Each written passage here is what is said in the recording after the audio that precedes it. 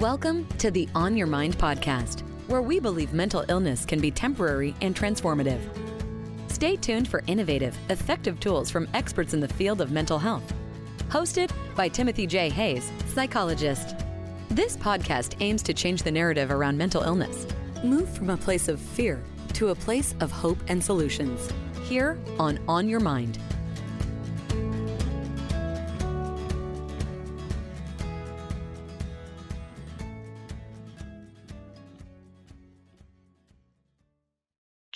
Yanitz Rubin is a clinical hypnotherapist, spiritual teacher, and author of the best-selling book, From Anxiety to Awakening, 11 Insights that Transform Worry into Wisdom and Fear into Freedom. Jake's journey began with his own battle with anxiety, until a radical shift in perspective changed everything. He realized anxiety wasn't something broken that needed fixing. It was intelligence trying to get his attention. That insight became the doorway to deep peace, purpose, and awakening. Now, Jake helps others de-hypnotize themselves from fear, separation, and self-doubt.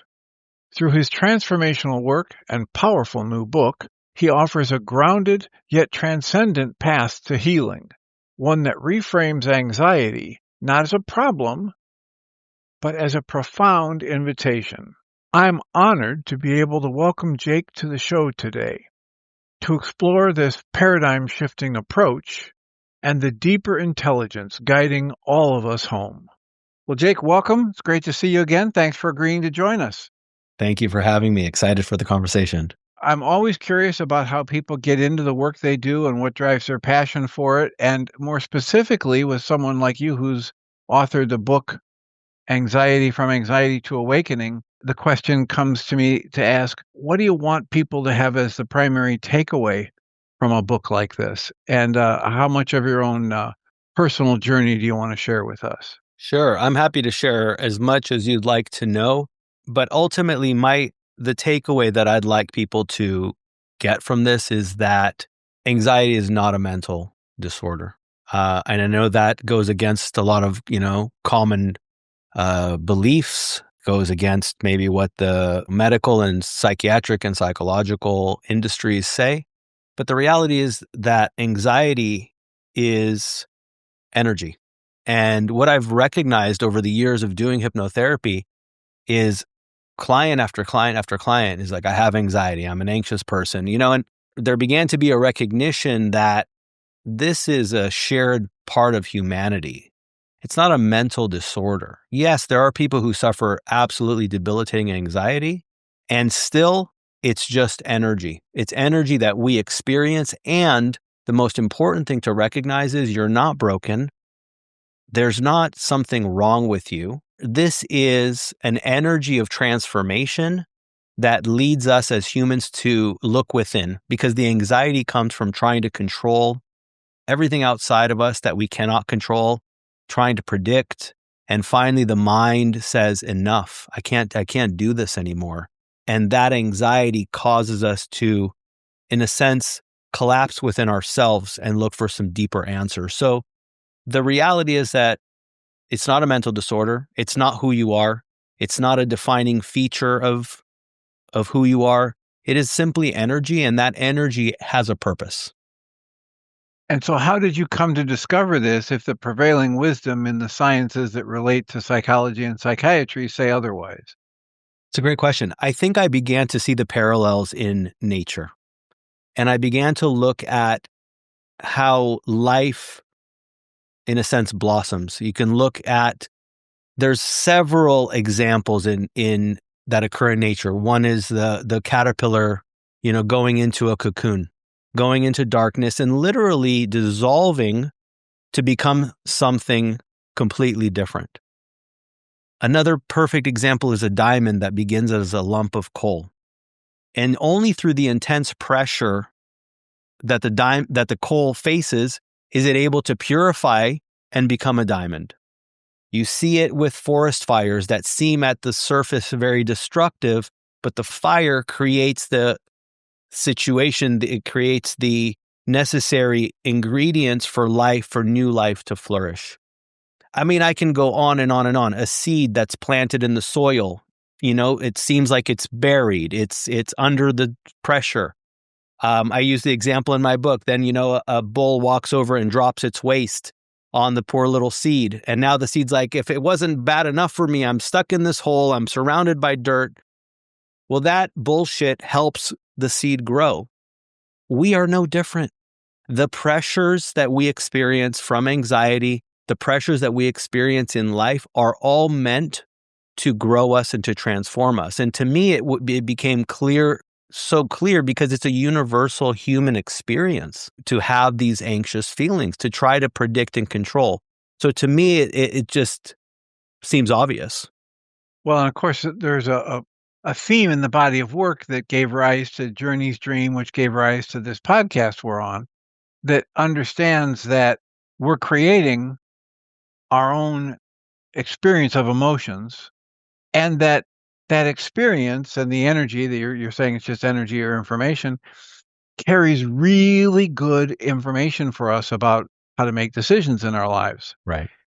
The difficulty is that we're living in a culture that's trained us to believe that when we have that energy arise within us, it means someone or something outside of us is bad or wrong or needs to change, as opposed to there's a dynamic process within me related to thought, mind, energy, and emotions that's trying to inform me Right. about this experience of life that I'm in the middle of.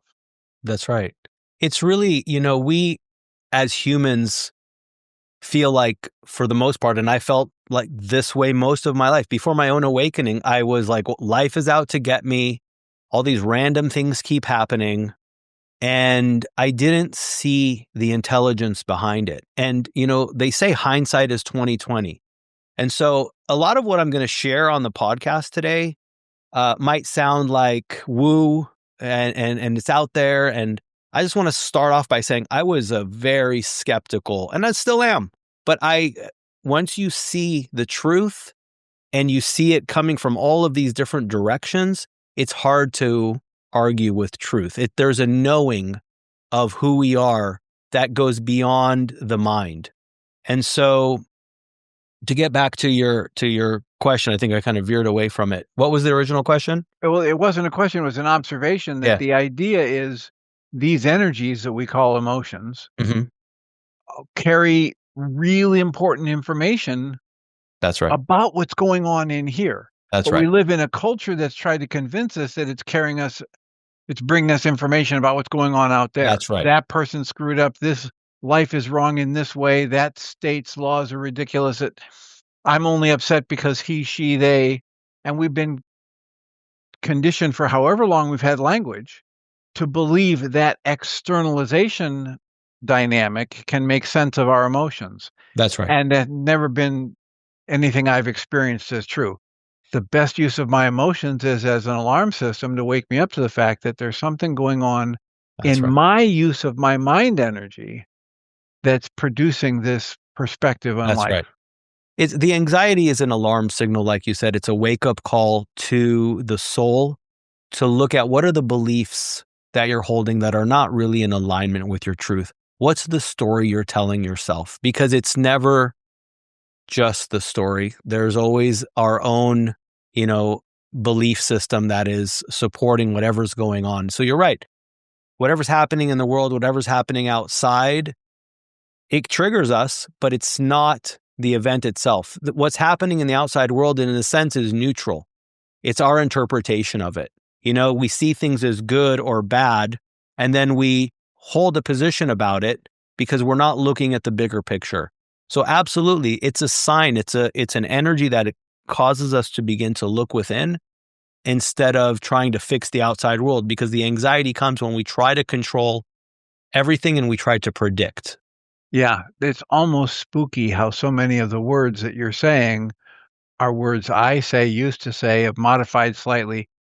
And one of the things that you said that spent my mind spinning a bit was this: the outside event triggers us.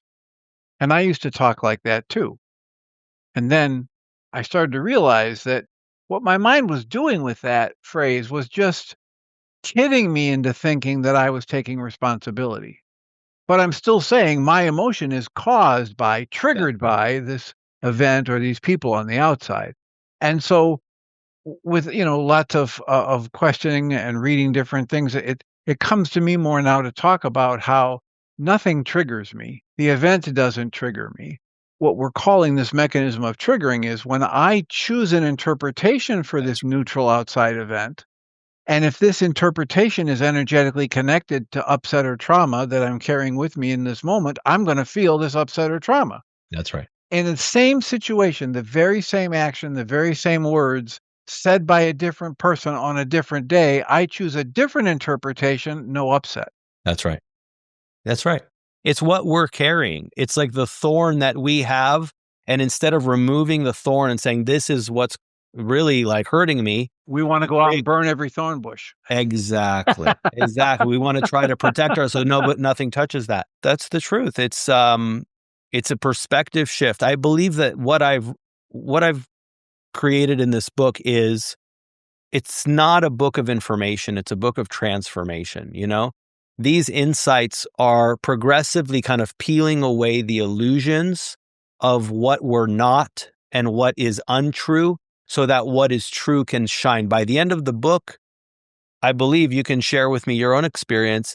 The perspective shift is substantial because you begin to see that you've been hypnotized by society, by your parents, by your upbringing, to believe things function a certain way, and it's simply untrue. So that's why I talk about what I do as de-hypnosis, more so than hypnotherapy. It is a deprogramming of societies, parents, all of this intake that we absorb as we exist in this world. Yes, exactly. And the antidote to the brainwashing, the conditioning, the mind programming is questioning. Right? If I can bring myself to question everything I think I know and every belief that's been programmed into me, I put myself in an entirely different position. It's like Rilke said, we must learn to live in the question. Right. And if we can't get comfortable living in that questioning state, then one of the things that happens is we never get out of the mind, right? The trap of the conscious logical stuff. And we have to be out of our mind in that sense in order to get an opening for new information, insight, intuition, inspiration to come on the scene. That's right. But if I go in knowing I know I'm right, and I know, just because I can't grow hair doesn't mean I'm not smart. I'm as smart as this Jake guy. I'm holding on to what I believe when I came into this call. There's no potential for me to learn anything new. Right. But if I start to soften and move into a questioning state, now all bets are off. Yeah, I think we as humans, we're obsessed with knowing. Like, we need to know. And there's tremendous power in recognizing and being okay with not knowing. Exactly. And not only not knowing what's going to happen tomorrow, but not knowing even all of how this miracle of life works. Our mind isn't set up for it. And so what I've done in this book and what I've worked so hard to do is, it's not anything that I need to prove. It's simply pointing the direction for the reader to examine certain beliefs. The reality is that most of what we believe to be true is not what it appears. And most of the things that we have discounted as woo and it's like not real are what are actually real and of substance.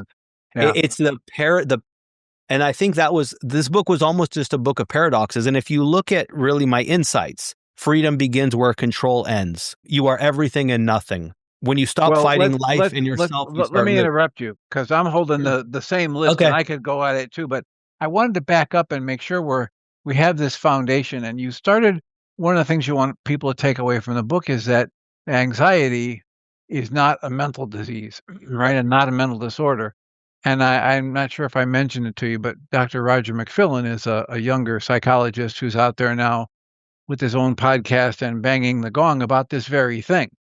how we are being trained to believe, we're being conditioned, we're being programmed, we're being taught by our media and the psychological and psychiatric profession that our basic emotions are an illness. They're a Exactly. disease process. They need a That's right. pill. They need a therapy. They need a surgery, whatever. Yes.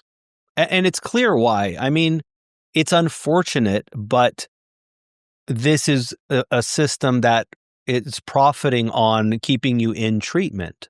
I used to be the guy that trusted doctors, trusted scientists, and you have to look at the reality of the situation. What they're doing is labeling, like you said, normal human emotions as diseases. And by doing so, then now you've given your patient or client a label. Well, I'm an anxious person. I have anxiety. Now I need the treatment for it. And I think that's the most important first step is let's call it what it is. It is not a mental disorder, and I went out on a limb to say that. And I think others are, following, because the energy of the world is changing now. And recognizing that these normal human emotions, even depression, anxiety, these are normal human feelings that are not mental disorders. Yeah, and they can go to an extreme, in which case there's a tremendous amount of discomfort or pain or suffering that can happen, Of and course. an intervention might be useful at that level, at the extreme. What people like Roger McFillin and his Radically Genuine podcast are pointing out is very much the same thing you want people to take from your book, that your emotional state is not a disorder, it's not a disease. It's a very useful part of being awake and aware and alive as a human That's on right. this planet. That's right. I feel like we believe as humans that we're supposed to live in this kind of perpetual bliss and ease, and things are just supposed to work out, but there's no growth in that. That's not the design of life. Right. Life is meant to challenge us. It's meant to grow us. And it's the same in nature. You see it, in so many different examples. But people have been led to believe that, like, that's not how it should be.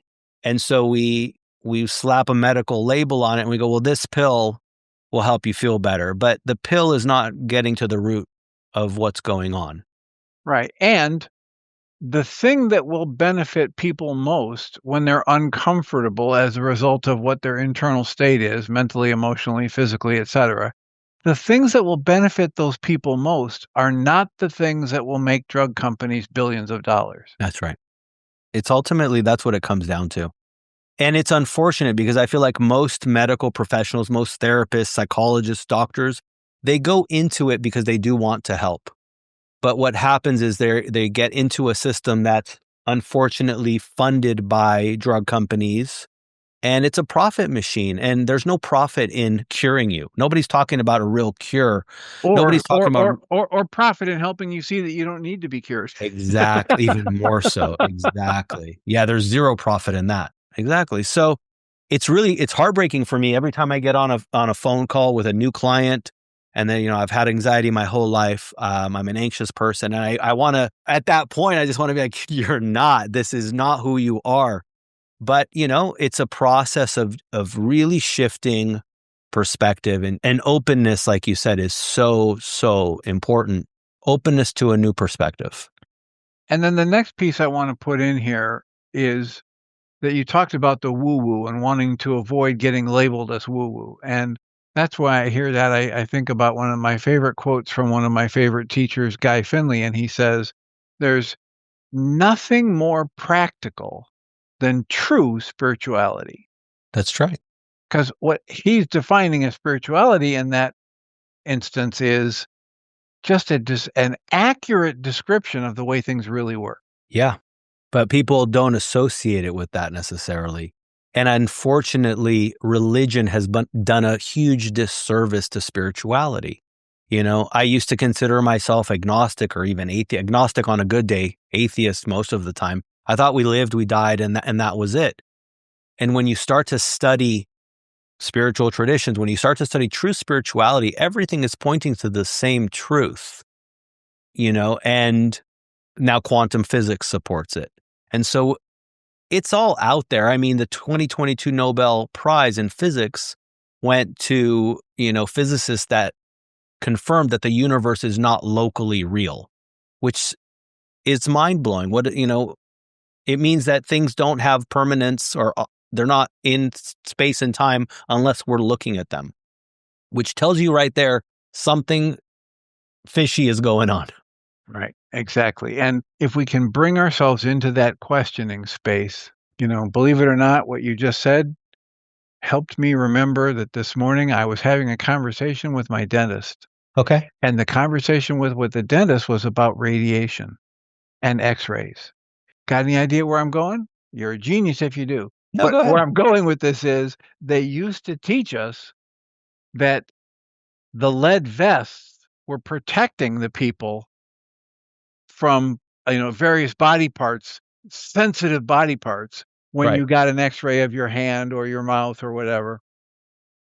What they later found out in the past, not very many years, they found out that the lead collects and concentrates the radiation I didn't know that. and was hurting people more than helping them. Are you serious? And that these days, with the way things have been progressed, and I mean, literally, the thing that brought this on was I was in the office, and my dentist said to her assistant, "Let's get an x-ray of this before we finish this up." And she walks over and picks up a handheld device from the counter that was sitting there, walks across and puts this in my mouth and says, "Beep, beep," and then walks away. No vests, no hiding behind walls, no running in outside the building and then alarms go off.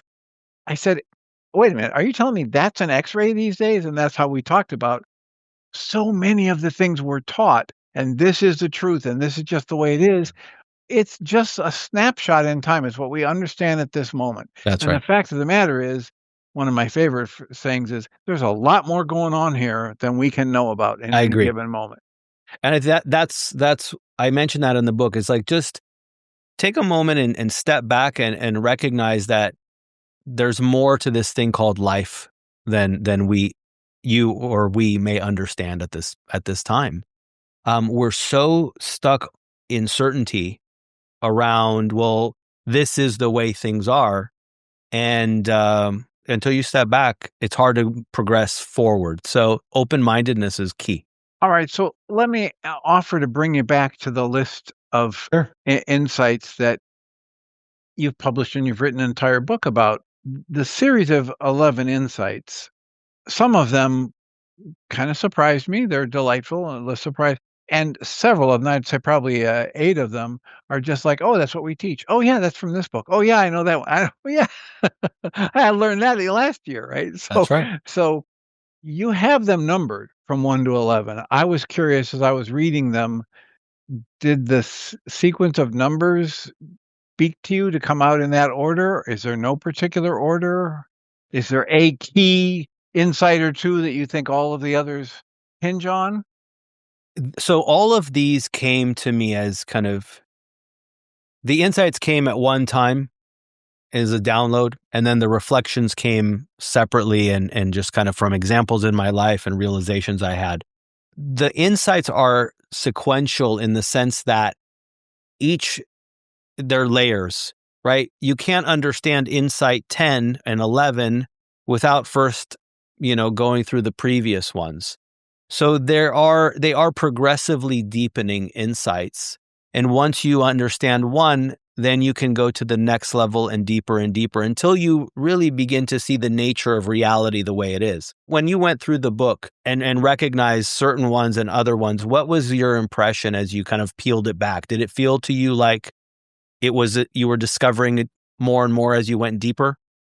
Well, it felt like it was building, which is why I Yeah. asked the question. Yes, Was this kind of a exactly. random thing, or did you actually No, there work was and say, no. "Okay, we were building this in this Yeah. sequential way"? It was very intentional Okay. because it's certain understandings have to be in place before you can kind of get to the next level. And so absolutely, there's a sequencing and the organization of the book took a tremendous amount of time.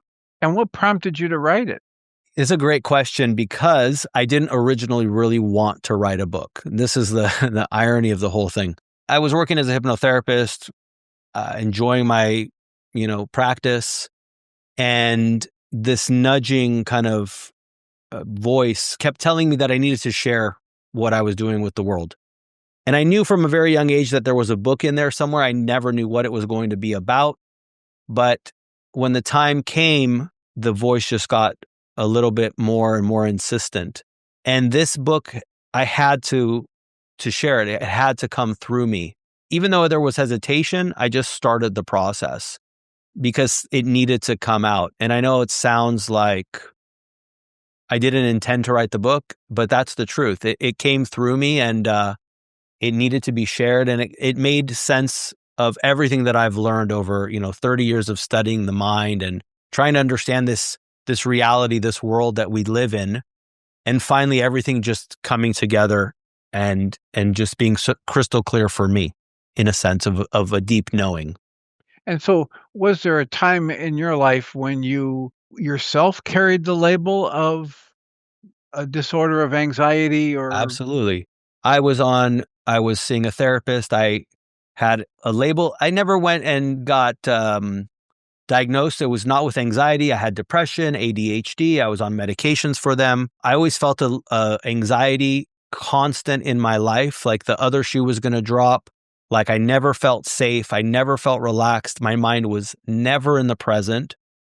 And it's through these insights that I was able to completely shift. Like I don't worry anymore. I don't have stress in my life. If something comes up, I deal with it. But there's a different way of being that I operate in the world now.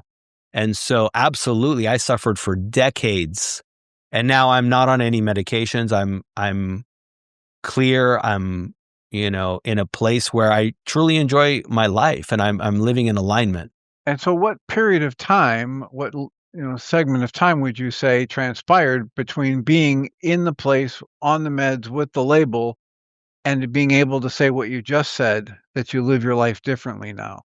That you don't worry, et cetera. Yeah. How long did it take you? I would say it was overall a 30-year process.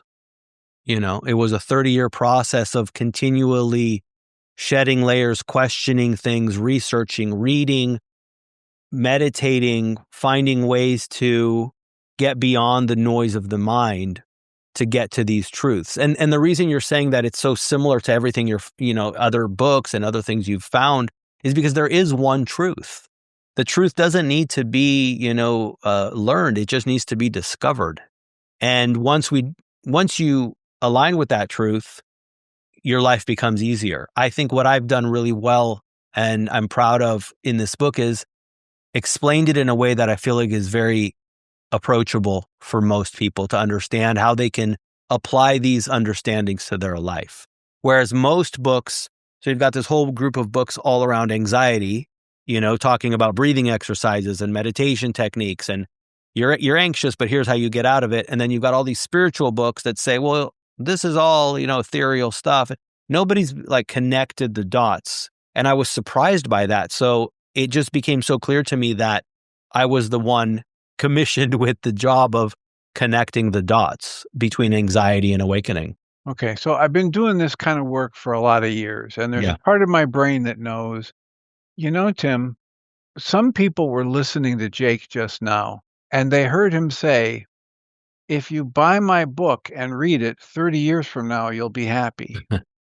It doesn't take 30 years. Yeah.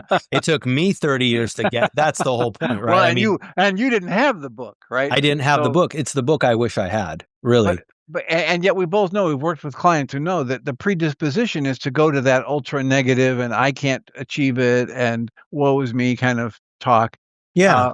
Is there a way that you've had this book out here long enough, or that you've been teaching the principles of it enough that you can say what people's experience has been, that it doesn't take 30 years? It doesn't take 30 years. I mean, you can awaken in a moment. I've had clients, hypnotherapy clients, who have been in traditional therapy for decades, 10, 20 years, and have told me they've gotten more from 1 or 2 sessions of hypnotherapy because it's getting to the root. It's helping them connect with a part of themselves that is beneath the noise. And once you glimpse that, once you really can connect with that, things start to change and things start to evolve. So absolutely, there was a client I had that had panic attacks every day for 10 years. And after one hypnotherapy session, they stopped. this client was told as a young child, their dad was, fine, like stable, but the mom was really mentally unstable. And the father told my client, you need to kind of not let your emotions get too high or too low. Just kind of keep yourself contained because mom can't handle big emotions. So this person grew up with kind of like a closed system, unable to express emotions. And that created an intense anxiety, intense panic within her. And the moment that I was able to take her into hypnosis and let her know that, this programming doesn't apply anymore. Like she's not that little girl anymore. She has the freedom to express herself. She can be happy. She can be sad. She's allowed now. She's free. The panic attacks went away. And so you don't need to understand every aspect of the book to awaken. Awakening is not an end goal. It's an ongoing process of shedding layers that don't serve you, that aren't based in truth.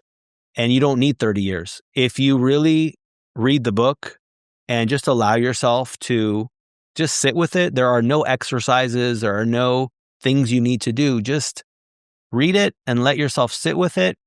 It starts to work its magic and you start to transform, because this book was downloaded. It was not coming from my mind. It was coming from a higher place. Well, I think that's evident, and certainly with the impact on me and how I was so anxious to get this interview recorded so we can share it with others. When I look, there are so many of the 11 insights that I'm looking at here. And then I looked at the clock and I realized, okay, in about 10 minutes, we have to be done, right? So let me ask you to get centered and just think about whatever questions I've asked and what you've already given us.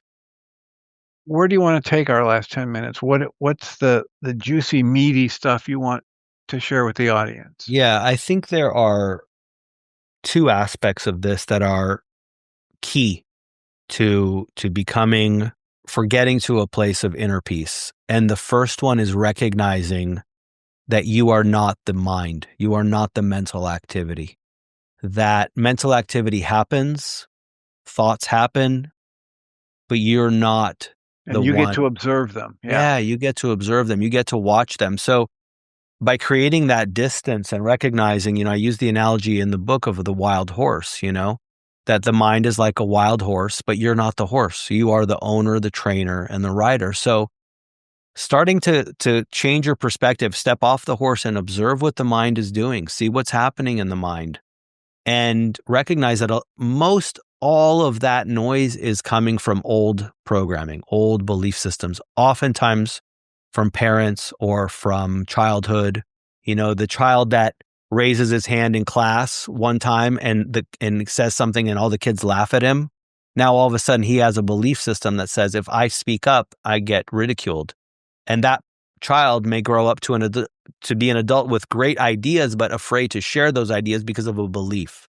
So it's really about recognizing your mind wants to keep you status quo. It's like a safety mechanism. You can harness it, but you have to recognize that the noise that it's producing is just that. It's not truth. It's not truth. So you observe the mind. And the other aspect that I think is so key is insight number 2, which is the present moment is all there is.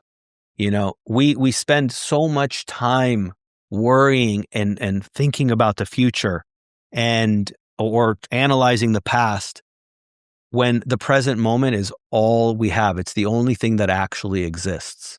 You can't fast forward and go into the future, and you can't rewind and go into the past.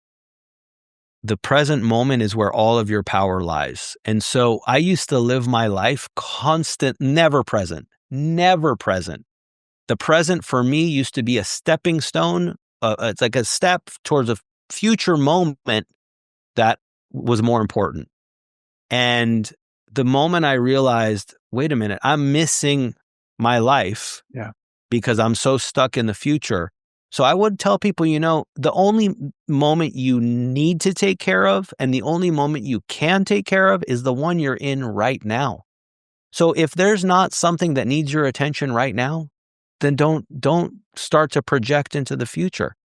Just be here now and deal with whatever's in front of you. And if there's a choice or a decision you need to make it, and make it from the highest place possible, but make it with your eyes open and trust that whatever is unfolding for you.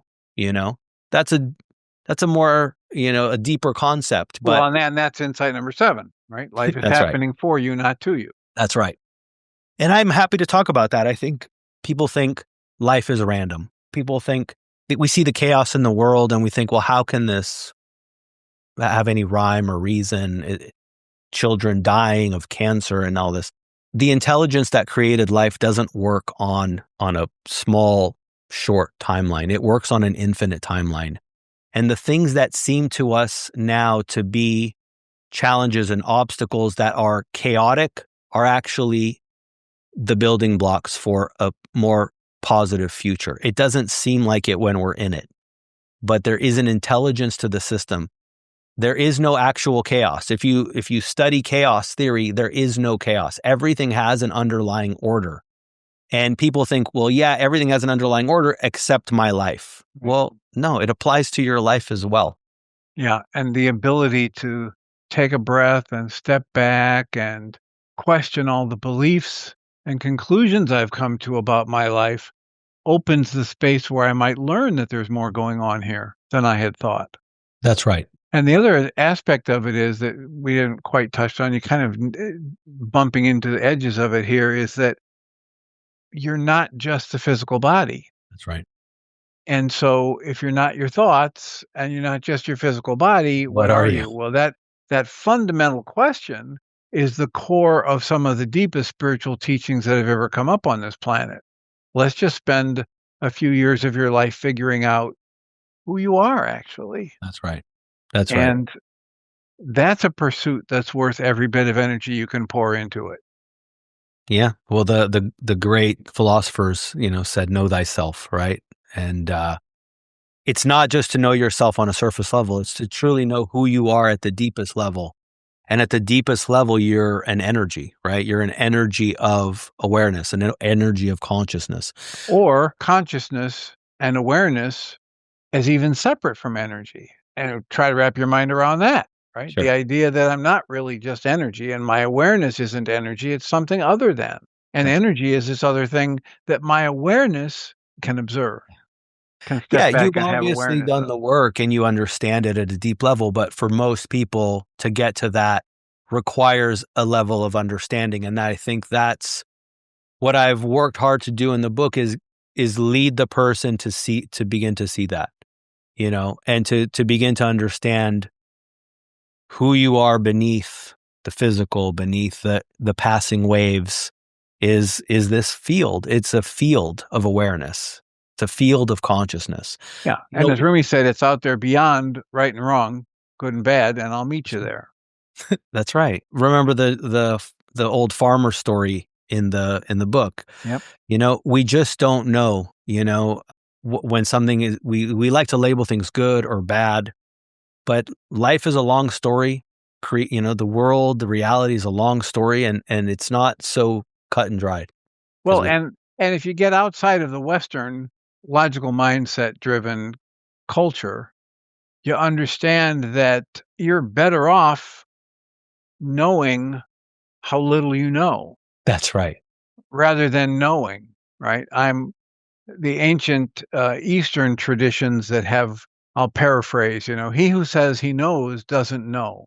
100%. She who says she knows, she's onto something. Or she who says she doesn't know, she's onto something, right? So if I just stay in this space of, oh my God, there's so much I don't know, and I would love to learn. Now I put myself in a position where it's possible for me to learn. But that's one of the things I hope your book does for people, is help them start to question what every one of these 11 insights will probably bump up against an opposite belief or tradition that most people reading the book are going to bring with them into that reading. And hopefully your book can help them open to questioning it. Yeah, no, I know it can, because I've gotten enough feedback now from people who have read it to say and hear from them that, I'm looking at things a little differently. I'm starting to understand that there's more to life than what I thought. And maybe it is working for me. And maybe the challenges have actually gotten me to become who I need to be. For me, I look back now at all of the little, you would call them synchronicities of life that have gotten me to where I am. And I think that's something every listener and reader would understand, would recognize in their own life. You have gotten out of situations that you probably thought would destroy you. And you have, where you are in life now is a direct result of millions, if not billions of things having to go exactly the way they did. That's not an accident. Right. That's by design. There's an orchestration going on. There is an intelligence moving through us, is us, and once you start to be open to that, you don't even have to understand how it works. And I don't think we can fully understand in this dimension how it works. Exactly. And that's okay. It's like trying to explain water to a fish. It's like you're in this thing, it sustains your life. You have no idea what it is, but it's actually, without this, you couldn't live. Right. And the fish is like, I don't know what you're talking about. Yeah, There's what nothing water? here. What water? Yeah. What are you talking about? What's water? That's how we are. And I don't know the absolute truth of it. God hasn't been whispering in my ear, etc. However, I can tell you this much. And I'm borrowing this from Brené Brown's husband, where he said, I don't know that that's absolutely true, but I can tell you this much. The more I pretend it's true, the better my life gets. Right. Yeah. And that's where the trust element comes in. That's where the surrender comes in. And people have this misunderstanding around surrender. It's like, I'm not going to surrender. Surrender is not what you think. Surrender is where your power lies. It's when you try to control everything, that's when you end up with debilitating anxiety. Trying to control every aspect of your life, trying to control how did that person treat me and what's going on here and what's going on in the Middle East, and I'm not happy about this and I don't accept that. And when you stop for a moment and just go, you know what, maybe things are happening for a reason and it's just part of the unfolding. And I'm going to just kind of trust the flow. We are all on this river of life and we can paddle upstream and we can fight the river, but you're not going to win, So the moment you go, okay, I'm going to let the river carry me, and you still have free will. You still have choices you can make, but life will carry you where you need to go. Absolutely. Well, I realize we're at our time. I thank you so much for being willing to share. Of course. Do you have another project in the works? Well, I do have a second book that started coming through, and I've started to write a bit. It's called I'm Awake Now What? So it's kind of like wood what and carry water. There you go. Yeah, it's so I'm thinking about that. It's nothing that's imminent, but right now I just really hope to spread the message of this book and help people who are really suffering and open to a deeper understanding of what this term of anxiety really is and recognizing there is a path to freedom. It's actually a tool for your awakening. It's not meant to destroy you. It's your not a waking up. punishment. Excellent. Yeah. So how do you prefer people connect with you? So the easiest way is just on the website, anxietytoawakening.com. Over there, you can find links to the book, to my resources. You can contact me there if you have questions or anything you'd like to know.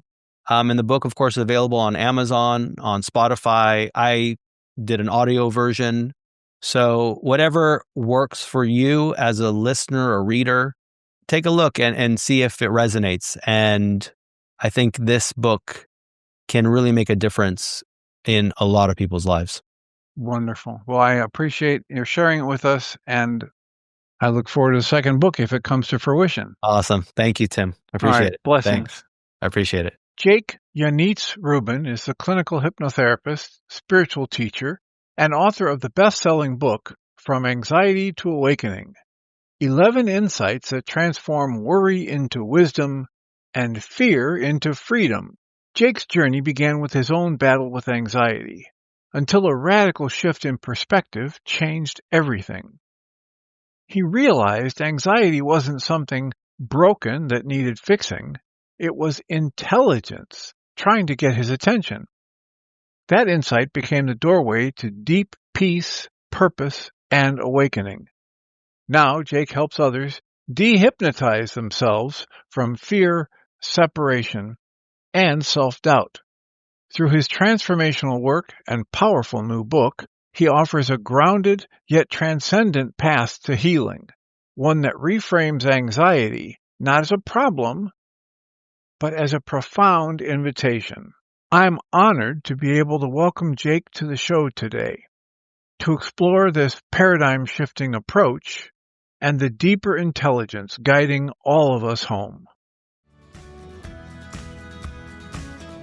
You've been listening to the On Your Mind podcast, offered by Journey's Dream, where we support people through mental health challenges to a place of true and lasting well-being.